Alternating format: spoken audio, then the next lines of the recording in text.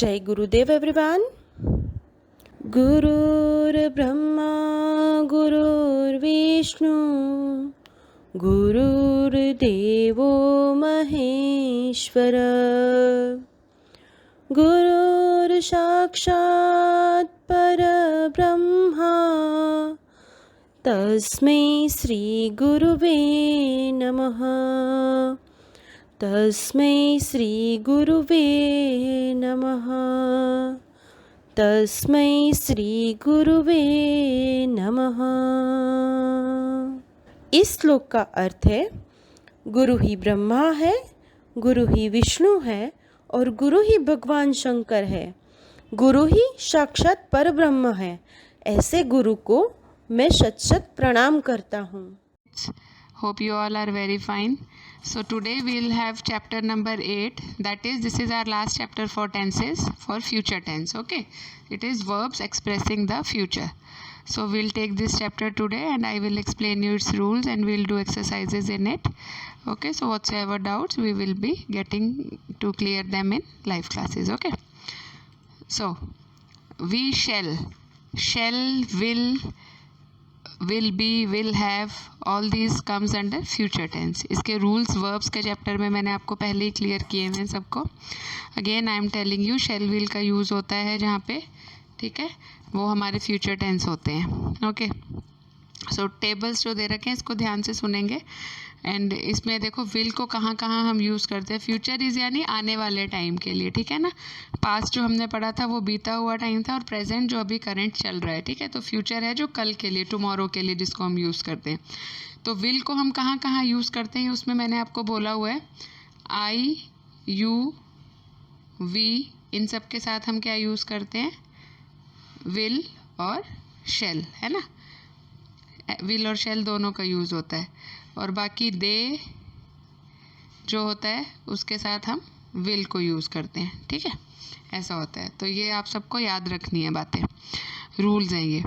तो विल को देखो कैसे यूज़ करते हैं, कहाँ कहाँ पे प्रिडिक्शंस के लिए यूज़ होता है will. Will is use to make prediction. Example दे रखे हैं जैसे activity will be very interest. Prediction यानी कि we are not sure of, तो जो होने वाला है that is prediction. To show intention, intention is हमारी इच्छा, ठीक है। I will take up a new hobby, तो इंटेंशन के लिए भी हम विल यूज़ करते हैं। टू मेक एन ऑफर और प्रॉमिस, किसी को कोई ऑफर देना या प्रॉमिस करना, I will help you, something like. Okay. To order और इंस्ट्रक्ट समवन, किसी को ऑर्डर देना, you will not go out of the room. To make a request, will you please help me, ऐसे करके request के लिए। To invite someone, किसी को इन्विटेशन देने के लिए, will you come with me tonight, ऐसे। टू मेक एन इंस्टेंट और स्पॉन्टेनियस डिसीजन, स्पॉन्टेनियस का मतलब एट द स्पॉट, एकदम तुरंत में कोई डिसीजन लेना। I will order food from outside जैसे, ठीक है, उसके लिए हम विल यूज़ करते हैं। टू एक्सप्रेस ओपिनियंस, अपना किसी के प्रति ओपिनियन यानी अपनी राय देना। एंड टू मेक प्रिडिक्शन, वो हमने पहले भी पढ़ा कि प्रिडिक्शन के लिए, ठीक है। तो जो ए एक्सरसाइज है हमारी, इसमें हमें वर्ड्स दे रखे हैं ब्रैकेट में। We need to form a particular sentence, इसको लेके कि कैसे हमने इसको सेंटेंस बनाना है। क्या है, Malini is planning to go on a holiday, तो हमें विल यूज़ करके जो ब्रैकेट में उसके प्लान्स हैं उनके बारे में क्वेश्चन, तो विल यूज़ करके हमने बनाना है, क्वेश्चन बनाने हैं हमने, ठीक है। जैसे first one, where go, where will you go, Ooty, answer भी देखना है हमें। एंड हाउ लॉन्ग स्टे, तो how long will you stay. This is very easy, hope you all can do it very easily. All have been done in the picture, you can see that. Okay, तो now the use of shall. तो shall कैसे use होता है, shall only with first person, I और we के साथ हम use करते हैं सबसे ज़्यादा shall, ठीक है। तो डिसीजन लेने के लिए प्रॉमिस, हेल्प, सजेशन, बाकी जहाँ पे आई और वी है तो हम shall को यूज़ कर लेते हैं, ठीक है। और यू के साथ ज़्यादातर हम विल ही यूज़ करते हैं ना, यू शैल भी होता है बट मैक्सिमम हम यू विल बोलते हैं, ठीक है। Now exercise number B, complete the sentences using will और शेल। तो कहाँ पे विल लगेगा, कहाँ पे शेल लगेगा, तो आई है तो शेल लगेगा, दे है तो विल लगेगा, है ना।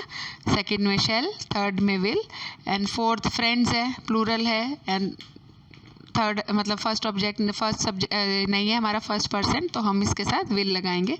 फिर आई अगेन हमारा फर्स्ट पर्सन है तो शेल लगेगा। वी के साथ विल और शेल दोनों लग सकते हैं, मैंने बोला है। यू और वी के साथ दोनों लग सकते हैं। विल के साथ फिर हमारा क्या लगेगा, विल देयर, THERE के साथ विल एंड शेल वी। ये बहुत इजी एक्सरसाइजेज हैं, इनको ध्यान से आप 2 बार देखोगे तो you will be easily understanding this. Okay, going to कहाँ लगता है, गोइंग टू हम लगाते हैं to talk about firm plan और इंटेंशन, मतलब जहाँ पे हमारे इंटेंशंस और फर्म प्लान्स मतलब बना ही होता है कि हमने यहाँ पे जाना ही है। Like Raj is going on a tour to Europe. To make a prediction, India is going to win this match, अगर हम एक प्रिडिक्शन लगा रहे हैं तो भी वहाँ पे हम गोइंग टू को यूज़ करते हैं।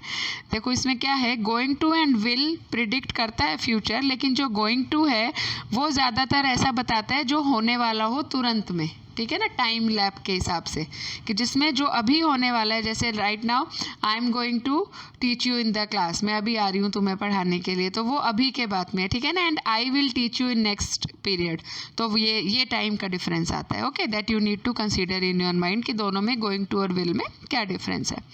सो these are the few words given in the box, so we need to complete these sentences. Okay, I have already done it for you.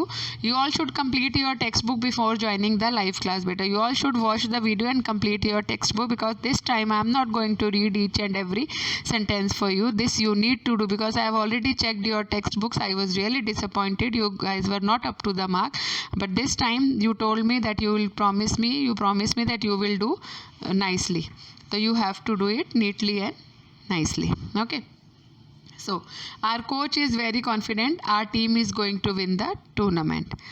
Adil bought some flour and some eggs. He is going to bake a cake. मतलब वो लाया है ये सामान तो वो cake बनाने वाला है, ये अभी के है ना, टाइम गैप नहीं है जिसमें ज़्यादा। जैसे Neeraj Salam didn't ring, he is going to be late, वो डेफिनेटली लेट होने वाला है, उसका अलार्म बजा नहीं है तो वो जाएगा कैसे। Rekha has brought her camera along, she is going to take a lot of picture, वो अपना कैमरा लेकर आ रही है और वो सारी पिक्चर्स लेगी। तो ये टाइम गैप के हिसाब से विल और गोइंग टू का यूज़ हुआ है, ठीक है। अगली जो डी एक्सरसाइज है इसमें it is going to be getting very clear कि विल और गोइंग टू कहाँ कहाँ पे हमें यूज़ करना है, ठीक है। ब्रैकेट में जो वर्ड्स हैं वो वर्ब्स की फॉर्म हमें लेनी है यूज़ करने के लिए। ही इज़ है तो इज़ लगा हुआ है तो ये तो ऑब्वियस सी बात है ना, विल लगेगा नहीं इसके बाद, तो ये तो आपको ईजी हो जाएगा। तो ही इज़ के साथ आप गोइंग टू टेक कर लेंगे, है ना। इज़ लगा हुआ है तो ING वाला फॉर्म आ जाएगा, वी है आई है तो वहाँ पे विल आ जाएगा। ओके बेटा, so now moving on to exercise number E, tick the correct options to complete these statements. So it's my birthday next week, mother is going to bake a cake, आने ही वाला है ना मेरा birthday, तो mummy जो है वो cake बनाएंगी। when the sky clears we are going to have a picnic in our garden. are you sure our team is going to win the game? it may rain today, I'll take my raincoat when I go out. The flight will be delayed if the weather is bad.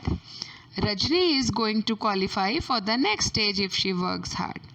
This film is scary. What do you think is going to? Is लगा हुआ है तो going to happen है ना, is लगा हुआ है तो वहाँ तो going to ही आ जाएगा, इसमें तो कोई सेकंड हमें ऑप्शन है ही लेना ही नहीं है। तो देखो सिंपल प्रेजेंट टेंस को हम एक्शंस के लिए we use simple present tense for actions that are arrange.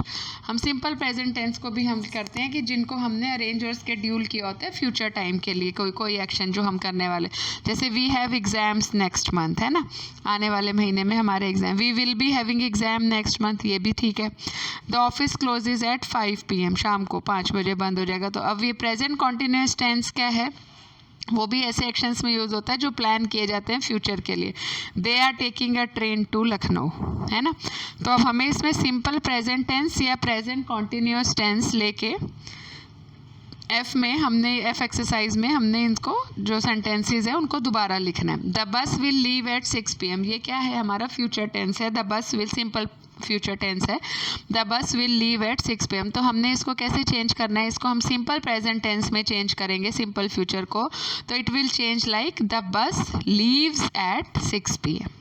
Okay, उसमें क्या था हमारा सिंपल प्रेजेंट में फर्स्ट फॉर्म ऑफ वर्ब लगती थी एस या ES लगता था, है ना, तो लीव्स हो जाएगा at 6 PM। They will come to your house in the morning, again ये सिंपल फ्यूचर टेंस है तो इसको हम कैसे प्रेजेंट कॉन्टिन्यूस में चेंज करेंगे, they are coming to your house in the morning. ऐसे नेक्स्ट है, my family is leaving for Bengaluru on Friday, when do you return from Istanbul, when will you return है ना, तो इसको सिंपल प्रेजेंट में कर दिया व्हेन डू लगा के, डू या डज लगता था अगर आपको याद हो, और याद ना हो तो प्लीज़ वॉच पुराने videos.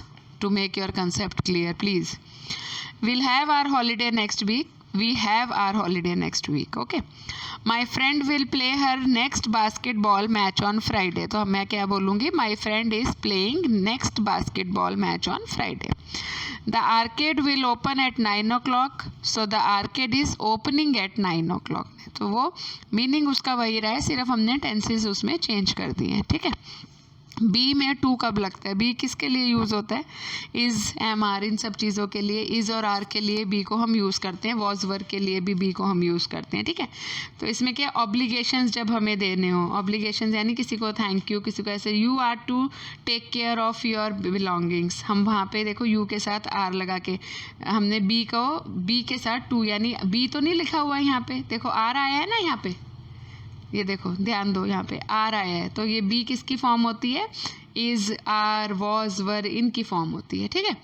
We is use to take an action, about to take, जब कुछ अभी से, वी आर अबाउट टू, जैसे अभी कुछ होने वाला है ना, तो उसमें लिए भी to. We are about to have dinner, we are about to leave for Wankaner just now, कुछ भी ऐसे हम करके बोल सकते हैं ना, अबाउट टू, बिल्कुल अभी होने वाला. अच्छा, अब ये जो मे, माइट, कुड हैं, ये क्या हैं? ये मॉडल्स होते हैं. मॉडल्स भी आगे आप पढ़ोगे और आपने लास्ट क्लास में भी पढ़े होंगे. तो जो ये क्या करते हैं, कुछ अनसर्टेन प्लान्स होते हैं, उनको डिफाइन करते हैं. जैसे I may go to, it may rain today, है ना. He might fall from the stairs, वो अभी गिर सकता है जैसे वो चल रहा है. तो ये सब चीज़ें किस में यूज़ होती हैं? मॉडल्स होते हैं. तो ये अनसर्टेन प्लान्स जो होते हैं ना, जो निश्चित ना हो, जिनके बारे में हमें पता ना हो, उनके लिए ये यूज़ होते हैं. Like for an example, G exercise पे हम पहुँचेंगे. फ्यूचर टाइम के लिए हमें क्या करना है? टिक करना है, और जो फ्यूचर टाइम नहीं है उसको हमें क्रॉस करना है.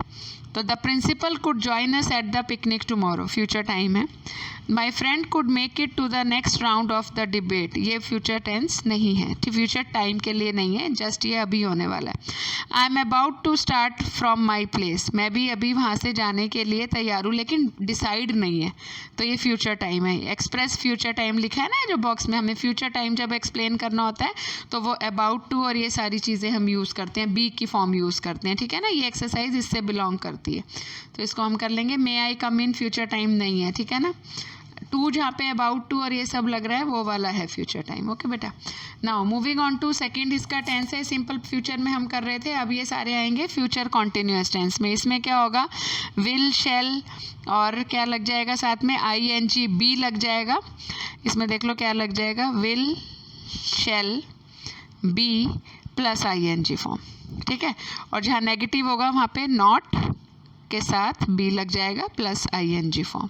Okay, this is the basic rule. इसको ज़्यादा कॉम्प्लिकेशंस में हमने लेना नहीं होता है. ठीक है, ऐसा ही इसका रूल होता है. तो जो इसकी एच एक्सरसाइजेज है, इसमें what you need to do, इसमें कि हमें स्केड्यूल दे रखा है प्रेसिडेंट का फ्यूचर टाइम के लिए, using the simple future and future continuous. Only two tenses we need to do use, जिसमें है सिंपल फ्यूचर, जिसमें विल, शैल का यूज़ होगा, और कॉन्टिन्यूस यानी जिसमें बी और आई एन जी का यूज़ होगा. ये पूरा पैराग्राफ मैंने आपको ये पीछे सॉल्व करके दिया हुआ है. दिस यू कैन डू अपनी नोटबुक में, टेक्स्ट बुक में आप ऐसे लिख लोगे, या नोटबुक में भी लिख सकते हो आप. इसको नोटबुक में लिख लोगे तो ज़्यादा अच्छा है इसका. ठीक है. H exercise and I will be your homework. इसमें हमें फ्यूचर परफेक्ट और future perfect continuous tense use करना है सेंटेंसेस के लिए, रीराइट करने हैं इनको. ठीक है.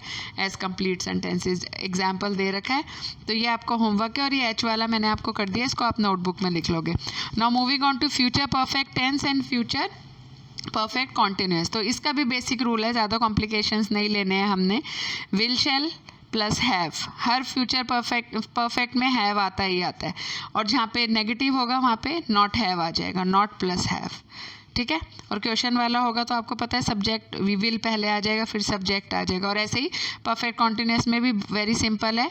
विल, शैल, इसमें हमारे लिए लग जाता है हैव के साथ बीन लगाते हैं हम, बी डबल ई एन, ये हमें पता ही है, हमने पीछे भी किया है, और आई एन जी फॉर्म लगती है. ठीक है. और नॉट है तो नॉट पहले लग जाता है नेगेटिव सेंटेंस में, फिर हैव बीन लगता है. तो hope you all have understood this, and if there is any doubt I am going to getting clear it in live classes. और आई वाला इज़ योर होमवर्क. ये सिंपल रूल्स हैं, इनको आपको बार बार देखना है, then you can form exact correct sentences. You cannot do any mistake if you know the rules. Okay beta, hope you all have understood. Thank you.